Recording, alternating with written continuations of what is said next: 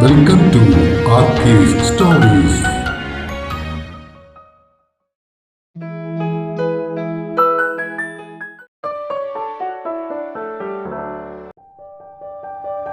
പറയാനിനിയും 41. ഒരു കടും പച്ച ബ്ലൗസും പിന്നൊരു കറുത്ത ബ്ലൗസും അതിന് ചേർന്ന പച്ചക്കരയും കറുത്ത കരയുമുള്ള സെറ്റ് സാരികളും പിടിച്ചു നിന്നുകൊണ്ട് വിഭ അവനെ നോക്കി വെളുക്കെ ചിരിച്ചു. കൊള്ളാലോ വിഭക്കുട്ടി, എന്റെ ഷർട്ടുകൾക്ക് മാച്ചായ ഡ്രസ്സുകൾ തന്നെയാണല്ലോ. അവളുടെ കണ്ണുകളിൽ നിന്നും നോട്ടം മാറ്റാതെ തന്നെ അവൻ ചോദിച്ചു. അത് പിന്നെ ഒരു വഴിക്ക് പോണേല്ലേ മാഷെ, യൂണിഫോം ഇട്ടിട്ട് പോയാൽ കൂട്ടം തെറ്റില്ലല്ലോ. അത് കേട്ട് അവൻ ഒരിക്കൽ കൂടി അവളെ ഒന്ന് നോക്കി. സത്യമല്ലേ? കണ്ണുകളിൽ കുസൃതി നിറച്ച് ചോദിച്ചിട്ടവൾ ഫാനിന്റെ ലീഫുകളുടെ എണ്ണമെടുത്തു. മഞ്ഞ ബ്ലൗസ് കയ്യിലില്ലല്ലേ? അവനൊന്ന് ആക്കി ചോദിച്ചു. ഇല്ല. നഖം കടിച്ചുകൊണ്ടവൾ ചുമൽ കൂച്ചി. എന്തായാലും നീ തല അധികം വെയിൽ കൊള്ളിക്കണ്ട. ഇങ്ങ് കൊണ്ടുവാ, ഇത് തേച്ച് വെച്ചിട്ട് ഇനി ഉടുക്കാനറിയാമോ? സാരികളും ബ്ലൗസുകളും കയ്യിലേക്ക് വാങ്ങുന്നതിനിടയിൽ അവൻ ചോദിച്ചു. അത് അപ്പച്ചി. അവൾ പാതി പറഞ്ഞു നിർത്തി. നീ ആള് കൊള്ളാലോടി കാന്താരി. അപ്പച്ചിയെ കുറച്ചു മുന്നേ പേടിയായിരുന്നല്ലോ. മാഷല്ലേ പറഞ്ഞത് അപ്പച്ചി പാവാന്ന്? മൂളിക്കൊണ്ടവൻ അവളുടെ ബ്ലൗസ് തേക്കാനെടുത്തു. മാഷെ ഒന്ന് കാട്ടിത്താ എങ്ങനെ തേക്കുന്നെന്ന്. അവൾ അവന്റെ അടുത്തേക്ക് നീങ്ങി നിന്നിട്ട് ചിണുങ്ങി. ദാ നോക്കിക്കോ എങ്ങനെയാ ചെയ്യുന്നതെന്ന്. അതും പറഞ്ഞവൻ ബ്ലൗസ് തേക്കാൻ തുടങ്ങി. ഒരു ബ്ലൗസും സാരിയും അവൻ തേച്ചു കൊടുത്തതും അടുത്ത ബ്ലൗസും സാരിയും അതുപോലെ വിഭ തേച്ചു. സംശയം തോന്നിയപ്പോഴൊക്കെ പറഞ്ഞു കൊടുത്തുകൊണ്ട് സുദേവും അവൾക്കരികിൽ തന്നെ നിന്നു. അന്നു രാത്രി അപ്രതീക്ഷിതമായി വരുൺ വിളിച്ചു. വിഭ ഭക്ഷണം കഴിഞ്ഞ് കിടന്നിരുന്നു. ഫോണിൽ അവന്റെ പേര് കണ്ടതും കോൾ കണക്ട് ചെയ്തിട്ട് അവൾ സന്തോഷത്തോടെ വിളിച്ചു. വരുണേ. അവളുടെ ശബ്ദത്തിലെ സന്തോഷം ശ്രദ്ധിച്ച് അവൻ ചോദിച്ചു. എന്താ മോളെ, നല്ല ഹാപ്പി മൂഡിലാണല്ലോ. നാളെ ഞങ്ങൾ ഗുരുവായൂർക്ക് പോവുക. നിനക്കറിയോ എത്ര വർഷങ്ങൾക്ക് മുന്നെയാ ഞാൻ അവിടെ പോയതെന്ന്? ആഹാ, ഗുഡ്. സുദേവിനൊപ്പാണോടി? അതെ, മഷിന്റെ അപ്പച്ചിയും മകനും ഉണ്ട്. ഞാൻ പറഞ്ഞില്ലേ, ആശ്രയുടെ പയ്യൻ, കളമശ്ശേരിയിലെ SI. ഓ, മനസ്സിലായി. എന്തായാലും നടക്കട്ടെ. നീ സന്തോഷത്തോടു കൂടി പോയി തിരിച്ചു വാ. ഞാനും ഒരു കാര്യം പറയാനാ വിളിച്ചത്. എന്താടാ? നാളെ നമ്മളൊരു പെണ്ണ് കാണാൻ പോവുകയാണ്. കുറച്ച് കഴിഞ്ഞിട്ട് മതിയെന്ന് പറഞ്ഞിട്ടൊന്നും വീട്ടിൽ സമ്മതിക്കുന്നില്ല. നീ പിന്നെ അവർക്ക് ആകെ കൂടെ ഒരു മൂന്നല്ലേടവുള്ളൂ. കൈ നിറയെ സ്വത്തും. എന്തിനാ ചുമ്മാ ടൈം വേസ്റ്റ് ആക്കുന്നേ? പോയി കെട്ടടാ ചെക്ക. അച്ഛന്റെ ഒരു സുഹൃത്തിന്റെ മകളാണ്. എന്തായാലും പോയി നോക്കട്ടെ. All the best man. പെണ്ണ് കാണൽ കഴിഞ്ഞിട്ട് വിളിക്ക്. ഷുവർ. അപ്പോ ഹാപ്പി ജേണി. താങ്ക് യുടാ. Good night. Good night. Call കട്ടായ ഫോൺ ടേബിളിലേക്ക് വെച്ചിട്ട് അവൾ കിടക്കയിലേക്ക് തിരികെ കിടന്നു. എന്തോ ഓർത്ത് ചിരിച്ച അവൾ ഒറ്റ തിരിയലിന് കമഴ്ന്ന് കിടന്നിട്ട് തലയിണയിലേക്ക് മുഖം പൂഴ്ത്തി. ഞായറാഴ്ച കാലത്ത് ചായ കുടിച്ചു കഴിഞ്ഞ് 10 മണിയോടെ അവർ കളമശ്ശേരിയിലേക്ക് തിരിച്ചു. ശാരദാപ്പച്ചിയുടെ വീട്ടിലെത്തിയപ്പോൾ ഗേറ്റ് തുറന്നു കിടക്കുകയായിരുന്നു. സുദേവ് കാറ് നേരെ മുറ്റത്തേക്ക് ഓടിച്ചു കയറ്റി. ആ വീടും സ്ഥലവും അത്ഭുതത്തോടെയാണ് വിഭ കാറിലിരുന്ന് കണ്ടത്. 20 സെന്റ് സ്ഥലത്തിനകത്ത് നിറഞ്ഞു നിൽക്കുന്ന പലതരം മരങ്ങളും ആ മരങ്ങളുടെ തണലിൽ തല ഉയർത്തി നിൽക്കുന്ന ഒരു ഇരുനില വീടും. കാർപോർച്ചിൽ ഒരു റെഡ് മഹീന്ദ്ര 3XO SUVയും ഹരിയുടെ ബുള്ളറ്റും ഇരിപ്പുണ്ട്. കാറ് വരുന്ന ശബ്ദം കേട്ടതും അപ്പച്ചിയും ഹരിയും കൂടി പൂമുഖത്തേക്ക് വന്നു. ഹരിയോടൊപ്പം കാറിൽ നിന്നിറങ്ങിയ വിഭയെ കണ്ട് അപ്പച്ചിയുടെ കണ്ണുകൾ വിടർന്നു. എടാ ഹരി, അതാണോ ഉണ്ണി പറഞ്ഞ ആ കൊച്ച്? അതെ. അയ്യോടാ, എന്തു ഭംഗി അതിനെ കാണാനായിട്ട്. ഒരു ചെറിയ കൊച്ചാണല്ലോടാ. ഒരു 10-26 വയസ്സുണ്ടെന്ന് തോന്നുന്നു. അമ്മയെ ഇടം കണ്ടിട്ട് നോക്കിയിട്ട് വലിയ താല്പര്യമില്ലാത്ത മട്ടിൽ അവൻ പറഞ്ഞു. എന്നാലും ഈ സുന്ദരി കൊച്ചിനെ ആന്നല്ലോ അതിന്റെ ഭർത്താവ് വേണ്ടെന്ന് വെച്ചത്. ചേടാ, അവൻ എന്തൊരു മണ്ടനാന്ന് നോക്കേ. അപ്പച്ചി താടിക്ക് കൈകൊടുത്ത് ഹരിയെ നോക്കി.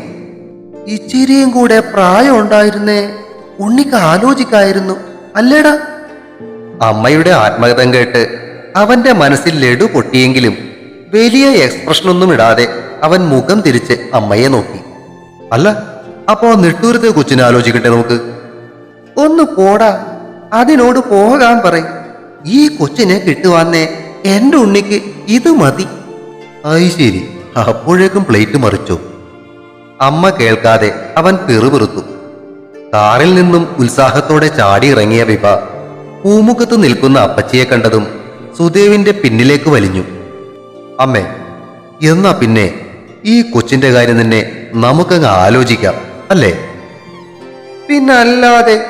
നീ ഈ കൊച്ചിന്റെ ബന്ധുക്കളെയൊക്കെ ഒന്ന് കണ്ടുപിടിക്കും, എന്നിട്ട് നമുക്ക് ആലോചിക്കാം. തൽക്കാലം നീ ഇത് ഉണ്ണിയോട് കൊട്ടി ഘോഷിക്കാനൊന്നും നിൽക്കണ്ട, കേട്ടല്ലോ? ഉവ്വ. അവരെ സ്വീകരിക്കാൻ പടികൾ ഇറങ്ങുന്ന അമ്മയെ നോക്കി അവൻ ചിരി കടിച്ചു പിടിച്ചു. ഇറങ്ങിച്ചെന്ന അപ്പച്ചി അവരുടെ അടുത്തേക്ക് ചെന്ന് സുദേവിന്റെ പിന്നിൽ പമ്മി നിന്ന വിഭയുടെ കയ്യിൽ കയറി പിടിച്ചു. ഇതല്ലേടാ ഉണ്ണി നീ പറഞ്ഞ കൊച്ച്? ഇരു കൈകളും ഉയർത്തി അവളുടെ കവിളുകളിൽ അരുമയോടെ ചേർത്തു പിടിച്ചുകൊണ്ട് അപ്പച്ചി ചോദിച്ചത് കേട്ട് സുദേവ് തലകുലുക്കി. അപ്പച്ചിയുടെ ആ ഉണ്ണി എന്ന വിളി കേട്ട് വിഭ സുദേവിനെ നോക്കി. അവൻ കാറിന്റെ ഡിക്കി തുറക്കുന്ന തിരക്കിലായിരുന്നു. മോൾ അകത്തേക്ക് വാ. അപ്പച്ചി അവളെയും കൂട്ടി അകത്തേക്ക് നടന്നു. അപ്പച്ചിയുടെ പുറകെ പോകുന്നതിനിടയിൽ അവൾ ഒന്നുകൂടി തിരിഞ്ഞ് സുദേവിനെ നോക്കി. ആ സമയം അവളെ തന്നെ നോക്കി നിൽക്കുകയായിരുന്ന അവൻ കണ്ണു ചിമ്മിച്ചിരിച്ച് അവൾക്ക് ധൈര്യം കൊടുത്തു. അവർ അകത്തേക്ക് കയറിയതും സുദേവ് ശ്രീഹരിയോട് പറഞ്ഞു, എടാ, നീ പോയി നിന്റെ വണ്ടിയുടെ ആ താക്കോൽ ഇങ്ങെടുത്തോണ്ട് വാ. ഞങ്ങളുടെ ലഗേജ് നമുക്ക് ഇപ്പോൾ തന്നെ അതിനകത്തേക്ക് വെച്ചേക്കാം. ശ്രീഹരി താക്കോലെടുക്കാൻ അകത്തേക്ക് പോയപ്പോൾ സുദേവ് കാറിൽ നിന്നും അവന്റെയും വിഭയുടെയും ബാഗുകൾ താഴേക്ക് ഇറക്കി വെച്ചു. താക്കോലുമായി തിരിച്ചെത്തിയ ശ്രീഹരി മഹീന്ദ്രയുടെ വണ്ടി തുറന്നപ്പോൾ സുദേവ് ആ ബാഗുകൾ അതിന് പുറകിലേക്ക് എടുത്തു വെച്ചു. ആ ചേട്ടാ, പിന്നൊരു സന്തോഷ വർത്തമാനം. അമ്മ ആ നെട്ടൂരത്തെ പെണ്ണിന്റെ കാര്യം വിട്ടുകെട്ടോ? ഓ, ആശ്വാസം. വണ്ടിയുടെ ഡോർ അടക്കുന്നതിനിടയിൽ സുദേവ് പറഞ്ഞു. അങ്ങനെ അങ്ങ് ആശ്വസിക്കാൻ വരട്ടെ, പകരം പുതിയൊരാളെ കണ്ടുപിടിച്ചിട്ടുണ്ട്. അതാരടാ? വേറാരുമല്ല, നമ്മുടെ വിഭക്കുട്ടി. ഈശ്വര, ഇതെപ്പോ? സുദേവ് നെഞ്ചിൽ കൈവച്ച് ശ്രീഹരിയെ നോക്കി. ദേ ഇപ്പോ, അതിനെ കണ്ട ഉടനെ. ഞാൻ പറഞ്ഞപ്പോഴായിരുന്നല്ലോ നിങ്ങൾക്ക് വിഷമം.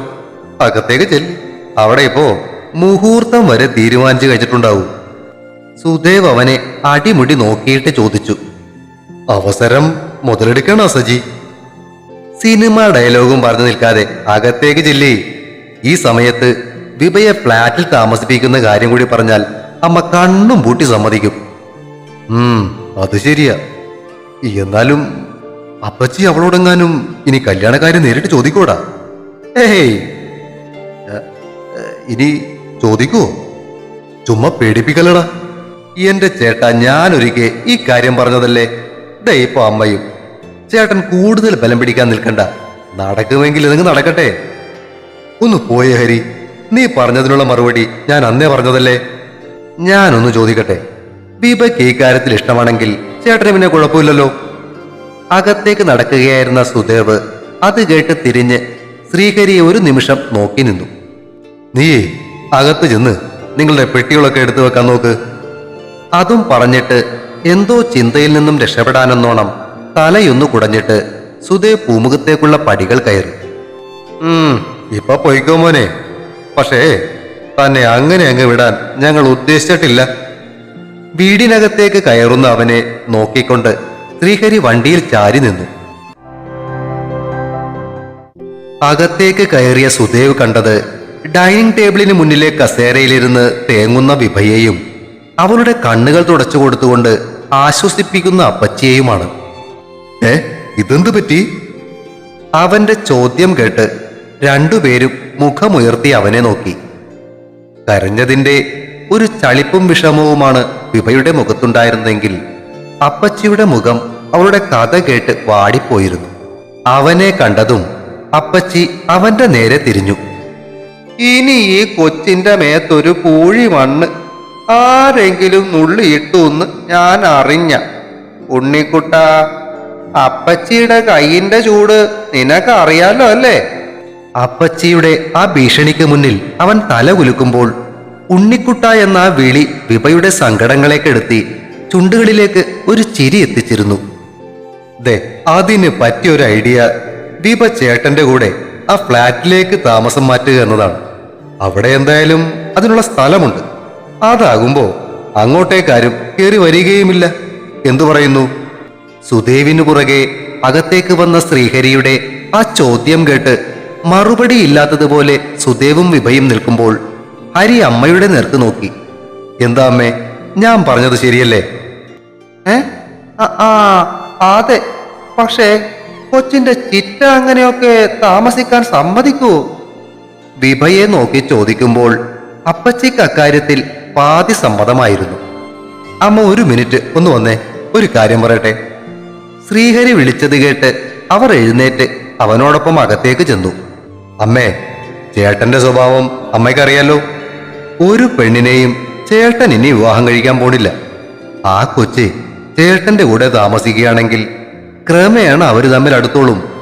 അല്ലാതെ ചേട്ടന്റെ കല്യാണം നടത്താൻ ഞാൻ നോക്കിയിട്ട് വേറെ വഴിയൊന്നും കാണുന്നില്ല. ഞാൻ ദേ ഇപ്പോ ഈ കാര്യം ശബരിയുമായി സംസാരിച്ചു. അവനും താല്പര്യമാണ്. അതുകൊണ്ട് ആ പെണ്ണ് ചേട്ടന്റെ കൂടെ താമസിക്കുന്ന കാര്യത്തിൽ അമ്മയായിട്ട് ഇനി ഇടം കോലൊന്നും ഇടണ്ട. അയ്യടാ, എനിക്ക് കുഴപ്പമൊന്നും ഉണ്ടായിട്ടല്ല. പക്ഷെ നാട്ടുകാര് വല്ലതും പറഞ്ഞാലോ?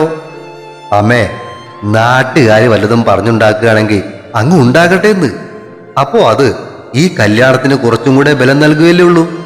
ഏത് ഞാൻ പറഞ്ഞത് അമ്മയ്ക്ക് മനസ്സിലായോ?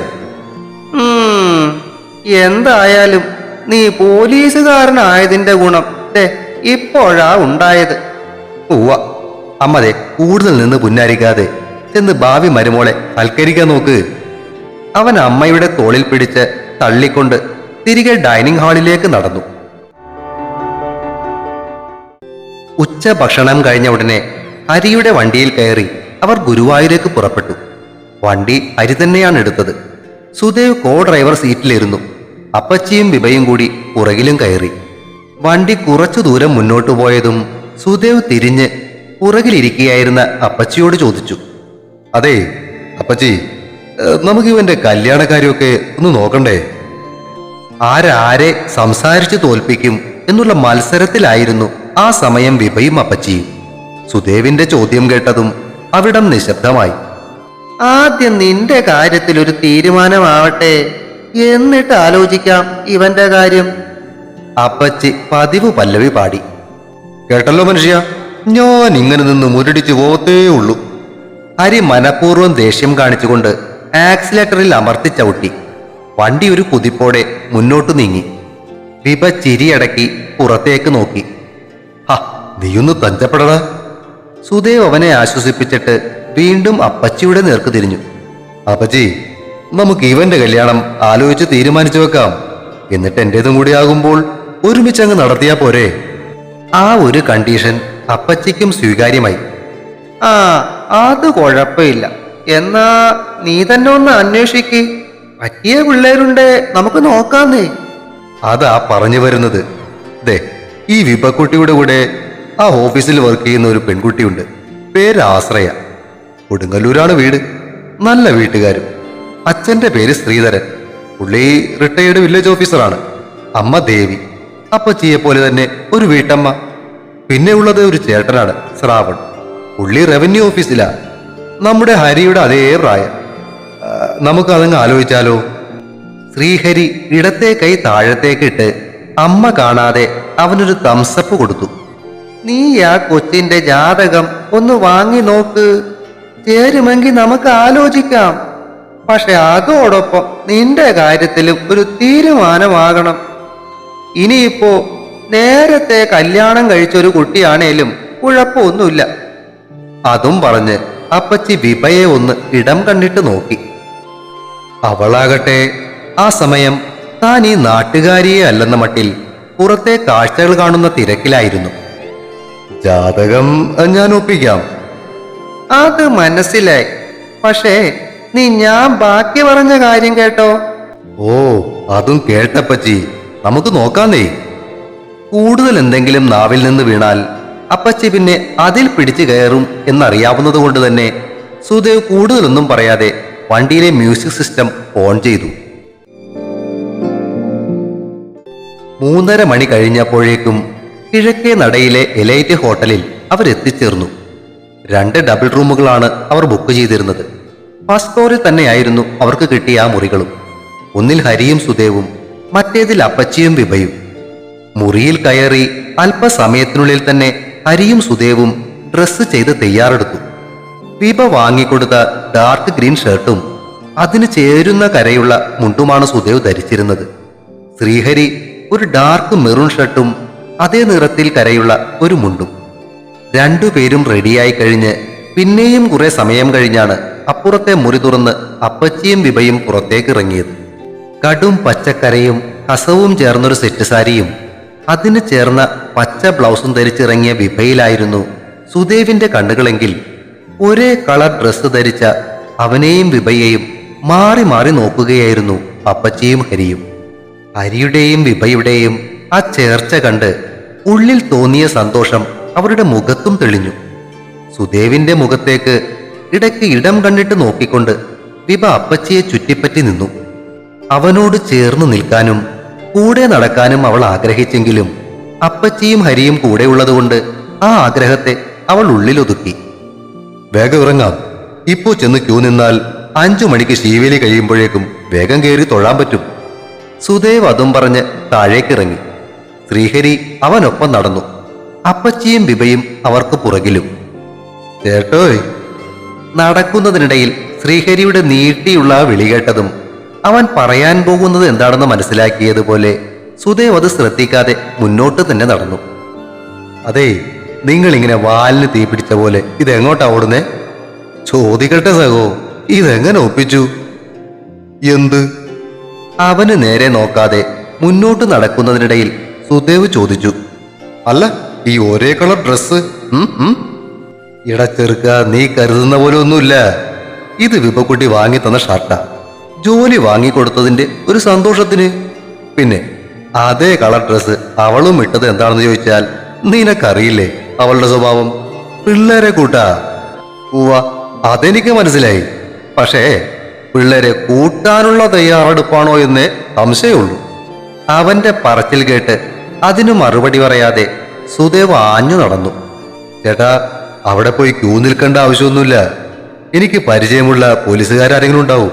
നമുക്ക് നേരെ കയറി തൊഴാം. ഓ, അതൊന്നും വേണ്ടടാവേ. ഈ സമയത്ത് വലിയ തിരക്കൊന്നും ഉണ്ടാവില്ല. സാധാരണക്കാരെ പോലെ നിന്ന് തന്നെ നമുക്ക് തൊഴാം. അതാ ഒരു സുഖം. ഓ, എന്നാ അങ്ങനെ ആവട്ടെ. തർക്കിക്കാൻ നിൽക്കാതെ അവൻ സുദേവിനൊപ്പം നടന്നു. എടാ ഉണ്ണി. പുറകിൽ നിന്നും അപ്പച്ചിയുടെ വിളി കേട്ട് അവർ തിരിഞ്ഞു നിന്നു. എടാ, ദേ ഈ കൊച്ചിന് കുറച്ച് മുല്ലപ്പൂ വാങ്ങിക്കൊടുത്തേ.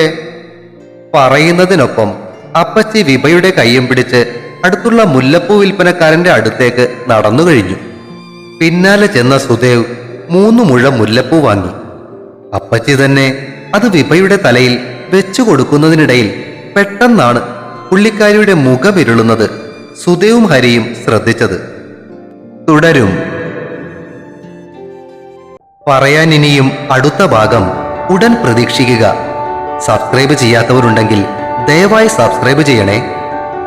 പ്രോത്സാഹനമാകുന്ന അഭിപ്രായങ്ങൾ നൽകാൻ മറക്കരുതേ. കൂടാതെ കഥ ലൈക്കുകളും ഷെയറുകളും ചെയ്ത് സപ്പോർട്ടുമായി കൂടെ ഉണ്ടാകണേ.